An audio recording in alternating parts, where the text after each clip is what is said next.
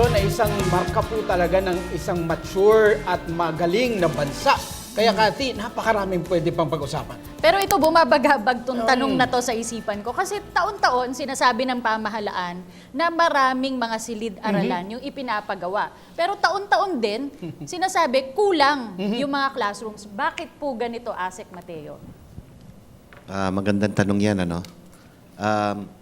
Pero ang sagot muna, yung 66,800 nakakulangan natin sa silid-aralan nung pumasok itong administration ay natapos na natin. Siyempre, kada taon, dahil sa nag-i-increase yung population natin, naturalmente, increase rin yung ating mga mag-aaral. Pero bagamat dyan, ang ating pamahalaan naglaan ng malaking pera para nga matugunan itong mga requirement due to increase in enrollment. Ngayon, ang tanong nyo, bakit sinasabi nyo tapos na? Pagdating sa batasan, hindi pa. Pagdating sa Corazon, hindi pa. Ang problema dyan ay distribution. Halimbawa, Batasan National High School, ngayon, madaming pumasok, no? Mula sa San Mateo yata at Marikina, na hindi naman nagpatala noong January. Hindi naman natin pwedeng tabuyan. Pero, kung titignan naman natin yung mga paaralan na malapit lang sa Batasan National High School, katulad ng Kulyat High School.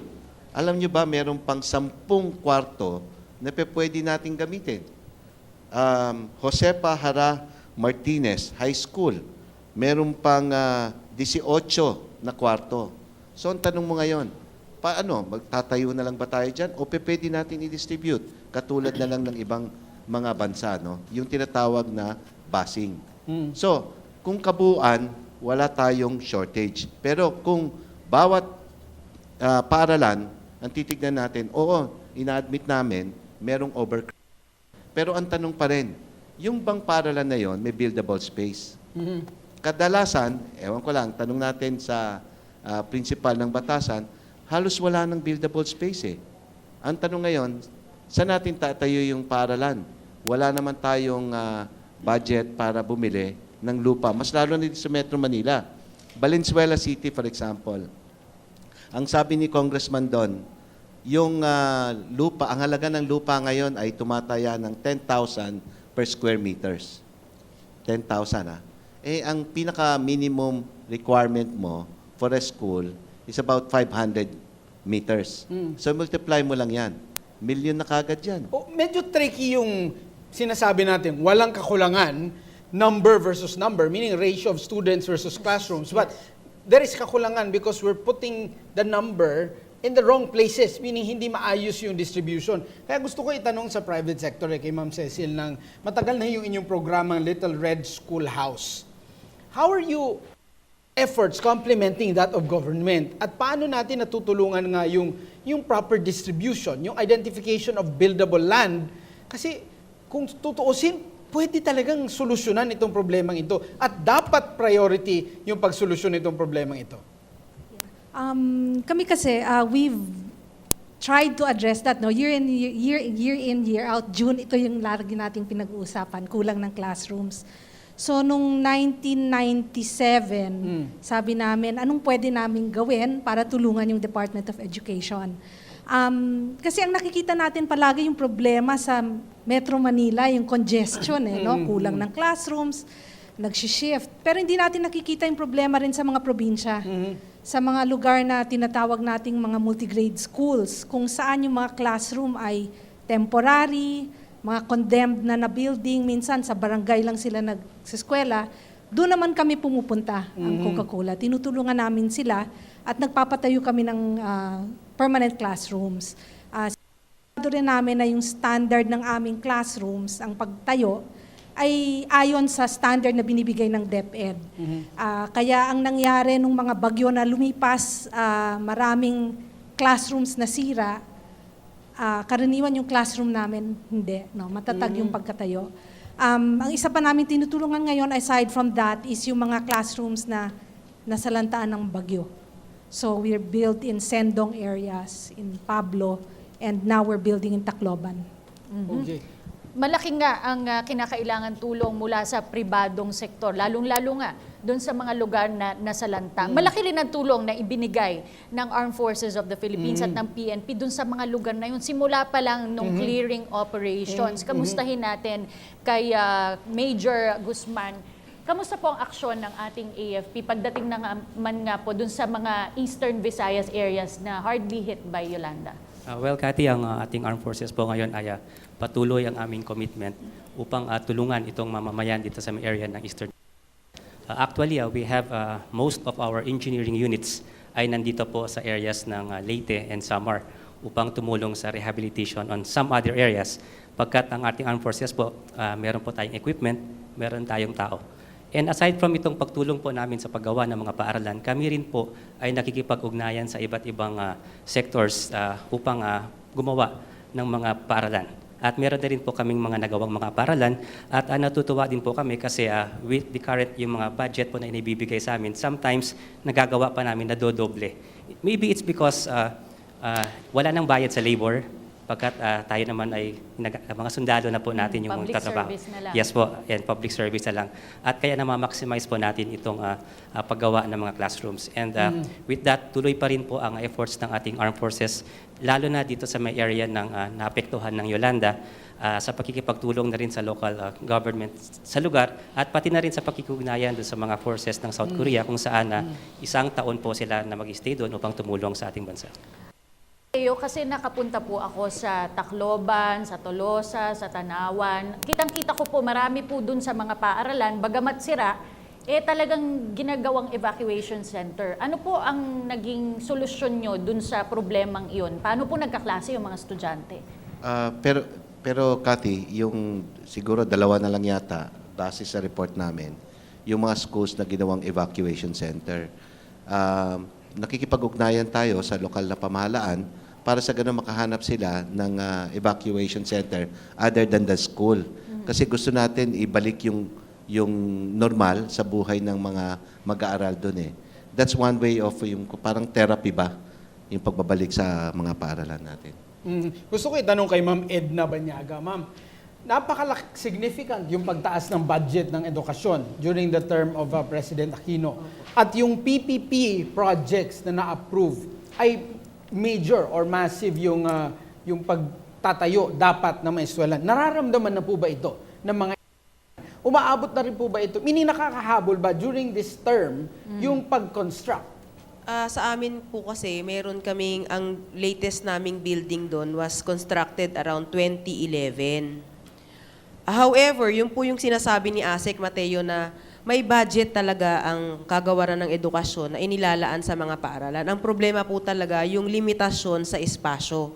Sa batasan po kasi, wala pa kaming sapat na buildable space. Although meron pong mga tinatap na lugar na pwedeng paglagyan ng additional 2 buildings, unfortunately po, yung buildable space po, yun ang wino-work out ngayon ng Quezon City Local Government. While we are waiting for that, we have to make on whatever is available. Isa rin sa nagiging problema, yung teacher-to-student ratio. Ano po ba ang ideal, Sir Regis, sa teacher-to-student ratio? And ano po yung realidad sa inyong paaralan? Sa aming school, kasi kami ganun ka-crowded. So, okay naman sa amin kasi yung grade 1 namin, isang teacher, 40 pupils sa 1-4. elementary. 40. 1:40. 4-0. 4-0. So, okay naman. Hindi kami ganun ka-crowded. Dito sa Batasan na marami talaga. Sa Although- Batasan po, ma'am? Sa Batasan po kasi, yung grade 7 and grade 8 namin is 1:45. Pinartition po kasi yun eh. Malaki yung SB building. Kaya to accommodate the influx of incoming grade 7 students, hinati yun. Pero we made it a point na nung hinati yung classroom, ideal pa rin yung class size. Kaya ang teacher ratio doon ay 1:45. Sa grade 9 and 4th year, 1:55. Nakita ko yung yung 'di ba pag dumadaan tayo talagang subo na dun sa sa property. Yung So lugar. parang saan Saan pa nga ba kailangan maglalagay ng classroom? Balay muna natin kay Ferb, kay Kirby. Alright, maraming salamat Attorney Mark at Cathy. Balikan ko lang yung ating mga estudyante. Meron pa silang mga karagdagang katanungan galing sa Philippine Christian University, si Faye Tolosa. Faye? Ayan, good evening po. Kay Asek Mateo po yung question ko. May 2 years na po na ipinapatupad yung K-12 ng DepEd. Kamusta po ang bilang ng mga estudyante sa grade 7, 8, yun?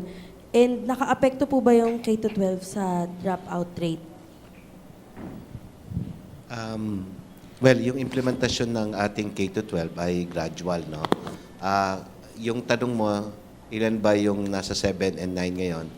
Pasensya ka na, hindi ko mabibigay ngayon kasi yung first week o second week ng opening of classes, tuloy-tuloy pa rin tayong tumatanggap ng mga estudyante. Pero huwag ka mag-alala kasi yung ating kagawaran nakahanda naman doon sa K-12 program kasi ginawa natin gradual yung implementation. Sunod na tanong mo ay, pasensya na. Dropout. Hindi. Kaya dito dahil sa K-12 at saka dahil sa batas na kinder, ito nga yung na-experience natin ngayon, madaming bumabalik na mga mag-aaral na dating nag-drop out. Sa kadahilanan na yung curriculum natin ngayon, tinitignan na natin yung interest ng mga bata. Alam mo naman, yung mga kabataan, yung mga mag-aaral, iba-iba yung mga interest niyan eh. Hindi kagaya nun, yung curriculum natin parang unang-una congested. Pangalawa, parang one size fits all. Ngayon, yung curriculum natin, merong mga pathways, no? Kung sino yung gustong mag-universidad, pwede, yung academic track. Kung gusto yung mag-techbook, merong techbook track, merong entrepreneurial, merong sports, merong arts. Alright, maraming salamat sa iyo, Asek Jess. Sunod naman na may katanungan, galing naman sa Sacred Heart College, si May Garcia. May? Good evening po. Ang question ko po, Edna, ma'am, very influential po ang technology, especially for high school students and other students right now. Ano po yung policy niyo with regards to cyberbullying? Sa cyberbullying kasi talagang importante yung alam ng bata, ng mag-aaral, yung responsibilidad niya sa paggamit ng technology. As much as we could possibly integrate technology sa kanilang mga pang-araw-araw na pag-aaral, ipinapaalam din namin sa kanila na importante yung responsibilidad na kaakibat sa paggamit ng technology. So one way is also dealing with na magkaroon kami ng matatag na child protection policy sa paaralan kasi kasama yon sa mga kino-cover na dun sa cyberbullying. Alright, Yes, maraming Kirby. salamat po. Panghuli na lang, Attorney Mark, may katanungan lang ako kay Ma'am Cecil. Ma'am, nabanggit niyo po yung kanina tungkol po dun sa pagtulong po sa mga Yolanda survivors. Ma'am, paano po yung coordination ng technology use with the DepEd? Ano po yung inaasahan po ng ating mga kababayan, lalo na po ngayon? Hindi pa po ganun, temporary pa lamang po yung mga shelters po ng ating mga estudyante doon po. Kami, we rely on DepEd to feed us the information on saan ba nangangailangan ng classroom. So, based on our consultation with them, doon kami magpapatayo. Kasi nung bumisita rin kami sa Tacloban, sinabihan rin kami na ang dami nang nag-volunteer magpapatayo ng classrooms sa Tacloban. So sabi nila, you also look elsewhere kasi may mga areas rin na nangangailangan. So we're going to Eastern Samar, we're going to Northern Iloilo, tapos sa and then we're going back to Bohol. Kasi nakakalimutan din yung Bohol. No? Pagkatapos ng earthquake, may mga classrooms rin na nasira at kailangan rin ng tulong doon. So, ang importante is to coordinate talaga with DepEd to find out kung saan talaga yung needs. Asik Jess, gaano kalaki po ang pangangailangan ng ating mga kababayang mag-aaral doon po sa mga areas na nabanggit, yung na biktima ng earthquake at ng Yolanda? Yung pangangailangan natin, billion, ano? Kaya billion kasi base doon sa assessment natin ng 188 municipalities, tumataya na 2,313 ang kailangan nating new classrooms to replace yung mga hindi na pwedeng gamitin. No? Pangalawa, base rin doon sa assessment natin, mga 17,335 classrooms that we need to repair. So, if you compute yung tinatawag natin na bagong specification ng building natin, sa isang story, bali gumagastos tayo ng higit kumulang 1 million. So 1 million, one story to iba pa pag 2 story kasi magiging 1.5 million yon. Ngayon, lagay mo na lang sa 1 million, kung 1 million i-multiply mo sa 2,313, magkano na yon? Billion kagad yon. Yung sa repair naman natin, depende sa on the average siguro mga 200 to half a million. So, multiply mo yan sa 17,335, yun yung amount mo. Pero maalala mo naman, meron tayong budget for the Quick Response Fund, pero hindi yan sufficient. Kaya nga, nag-release pa ulit ang DBM ng additional 7.5 billion yata. Maliban doon, ito silid-aralan pa lang to. Kailangan pa rin natin yung mga learning materials, no? Nakapag-deliver na tayo ng substantial number of learning materials o kits doon sa mga kabataan, plus tumutulong pa yung pribadong sektor.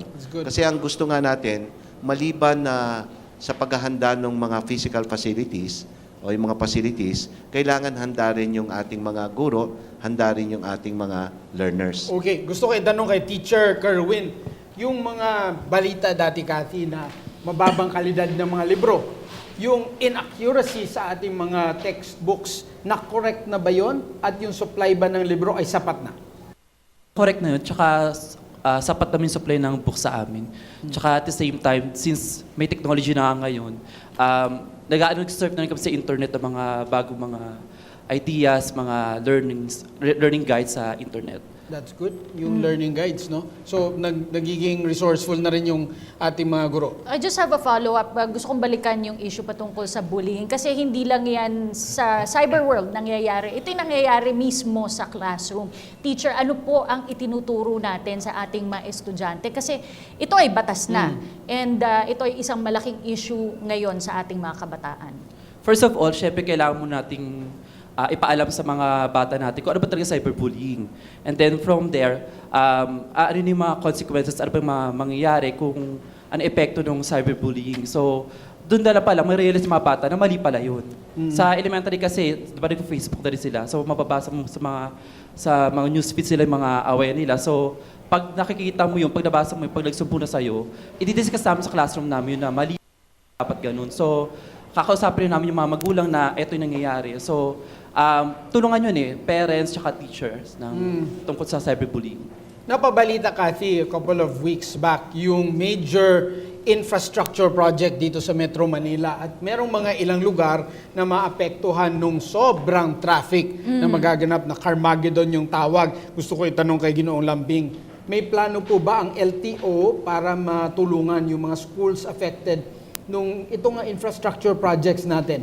What is the plan to ease the traffic problem dun sa mga eskwelahan na posible maapektuhan? Magandang tanong po yan, Attorney Mark. Kami po sa LTO, Land Transportation Office, ay handa po tumulong sa seguridad doon sa pag-ayos ng traffic sa iba't ibang school dito sa Metro Manila and other areas in our country na sinisigurado po natin na yung LTO law enforcement natin, kasi may mga iba't ibang enforcement tayo na deputized ng LTO na umaalalay po sa iba't ibang area. So, hindi lang po kami dito sa Metro Manila na nag-assess ng trapiko, mayroon din tayong mga LTO deputized agent katulad ng PNP and other LGUs na katuwang po natin dyan sa pag-aayos ng trapiko. Ganon din man po, sinisigurado natin na yung ating mga pampublikong sasakyan ay sumusunod po sa pinapatupad ng LTO. Okay. Kay Attorney Salada naman, alam po natin na taas ng taas ang presyo ng gasolina, ng mga produktong petrolyo. Meron po bang itinatakdang ceiling ang LTFRB para po dun sa school bus fees? So far as yung school bus service, wala pa po. Yan po kasi case-to-case basis ng paaralan, ng mga school bus operators, pati rin po noong corresponding yung mga bata, mga parent. Meron po kasi One thing significant sa school bus that sets them apart from the jeepney service. Yung school bus kasi heavily involved po dyan ang school administration in such a way na kami po, before we issue a franchise, requirement po namin yung school accreditation. So, partner po namin sa pagre-regulate yung school administration po doon. So, iba-iba po kasi yung senaryo ng bawat eskwelahan, bawat ano. Actually, there was a move last year, around May or June last year, for us to come up with a standardized rate. Parang similar to a fare matrix. Pinag-aralan pong mabuti yan at nakita po na sa ngayon po, actually, in-announce na rin po yan ni Chairman Hines sa mga school bus operators noong May 22 na hindi pa po kayang magbigay ng isang standardized formula doon sa... Bakit po? Iyon nga po, iba-iba po ang sitwasyon. Masyadong standardized po ang kondisyon ng per school. Pero meron po ba tayong regulasyon as to magkano lang or ilang beses lang sila maaaring magtaas ng kanilang fees sa loob ng isang school year? Wala po tayong ganong regulasyon sa ngayon. Okay. Dito naman kay Ma'am Cecil Alcantara, meron siyang nabanggit kanina na the school buildings they constructed were not toppled down by the bagyo. Oo. Ano po ang inyong ginawang effort, ma'am, na para ma-replicate yung ganong technology? Dahil hindi po matatapos yung pagdating ng bagyo sa ating bansa. We will have 20 typhoons every year and we can expect that to continue while this earth exists. So ano yung pagbabago sa teknolohiya? How are we improving technology? Mapa Pablo, mapa Sendong, mapa Yolanda, or dito sa North Luzon? Yeah, actually, sa amin, wala namang sikreto. We just really follow the standards of DepEd for school buildings. Learning this time is, no matter, kahit gaano kaganda yung aming pagkagawa, yung bubong talaga in Ormoc, tsaka sa Capiz, talagang nilipad. Ganong kalakas yung Yolanda. So what we're doing now is we're improving rin yung roof technology and following yung DepEd regulation ngayon na 250 kilometers per hour na kaya yung bubong. Kasi dati, I think ours was 200. So ngayon, tinaasan pa namin yung quality ng pag-anchor nung bubong sa mga frames niya. That's good. Ma'am Cecil, this effort po by your company, ito po ay ginagawa rin ng iba't ibang mga kumpanya. Is there an effort among private companies na magtulong-tulong na, do you encourage other companies to also help out in government efforts? Yes, we do that. There's a league of corporate foundations. We're about 77 members of different companies that have foundations. Iba-iba yung aming mga ginagawa, pero marami ang tumutulong sa edukasyon. Lalong-lalo na ngayon sa Yolanda, post-Yolanda efforts, kami ay nagtutulong-tulong. May mga kanya-kanyang locations, depende sa location of the company, pero we are all dedicated to helping out sa DepEd, especially sa classroom shortage ngayon. Okay. Napag-usapan kanina, Kathy, yung bullying, di ba? Hindi nakikita yung bullying . Paano kaya, anong strategy ng PNP para ma-identify kung merong bullying o wala? Paano kung hindi nagre-report yung batang binubully? Dahil ito yung mga parang very silent, very quiet, and done in a very parang non-perceptible manner. Kung binubugbog na lang, sinisiko. Ano yung ginagawa ninyo, sir? Ni Colonel ng PNP. Okay, pero Superintendent. bago po natin yan pasagot sa ating Ayan, guest, mag-up muna. mag-up muna tayo. Magbabalik po ang PTV Special Forum.